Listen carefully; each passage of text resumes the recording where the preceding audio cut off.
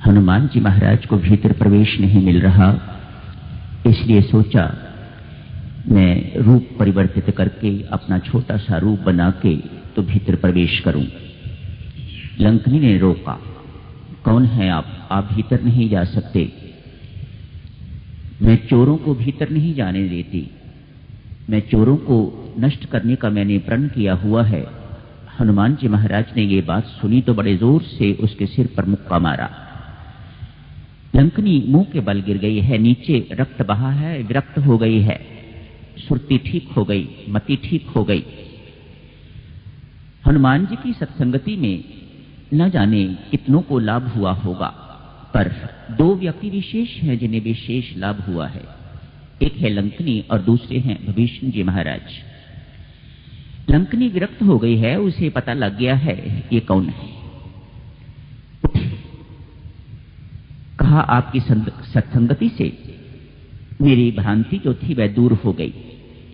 मुझे ब्रह्मा जी ने कहा था एक वानर आएगा, आके जब तुझे मुक्का मारेगा, खून बहेगा तो तू विरक्त हो जाएगी, तब समझ लेना अब लंका का सर्वनाश होने वाला है। महाराज मैं समझ गई, लंका के राजा रावण नहीं, लंका के राजा राम ही है। क्या सत्संगति ये मुक्केबाजी ही है? लगता तो ऐसा ही है। क्यों मुक्का मारा हनुमान जी महाराज ने इसको? ये कहती तो है कि मैं चोरों को नाश करने के लिए यहां खड़ी हूं, लेकिन सबसे बड़ा चोर तो भीतर है, उसका अभी तक क्यों नाश नहीं किया? इसलिए हनुमान जी महाराज को यह बात गलत लगी, इसलिए उसे मुक्का मार दिया। बड़े जोर से मुक्का मारा, वह मुंह के बल गिरी। तो क्या ये सत्संगति मुक्केबाजी है? आप थोड़ा एनालाइज करके देखें तो सत्संग में मुक्केबाजी तो होती ही है। इतने दिनों से आप अनेक प्रकार की बातें सुन रहे हैं। कभी मोह की चर्चा हो रही है, कभी काम की चर्चा हो रही है, कभी भेद बुद्धि की चर्चा हो रही है। मानो ये मुक्के पढ़ ही रहे हैं, लेकिन इनका असर कितनों पर होता है बात तो देखने की ये है। ये सत्संगति मुक्केबाजी ही है वास्तव में। आप देखो ना, कितना कुछ सुन के यहां से जाओगे, कितनों का इस मुक्के का प्रभाव कितनों पर पड़ेगा ये तो परमेश्वर ही जानता है।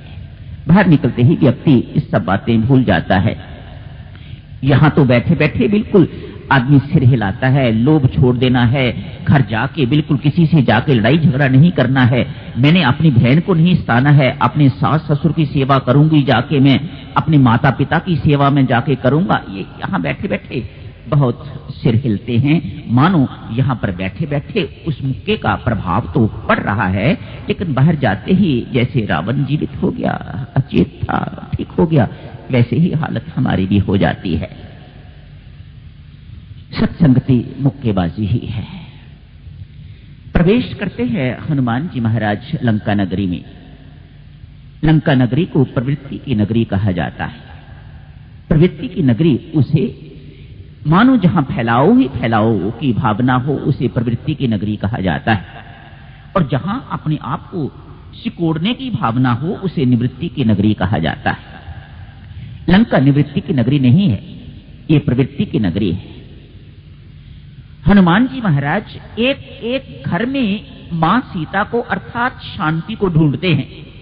भला प्रवृत्ति की नगरी में किसी घर में शांति कैसे हो सकती है?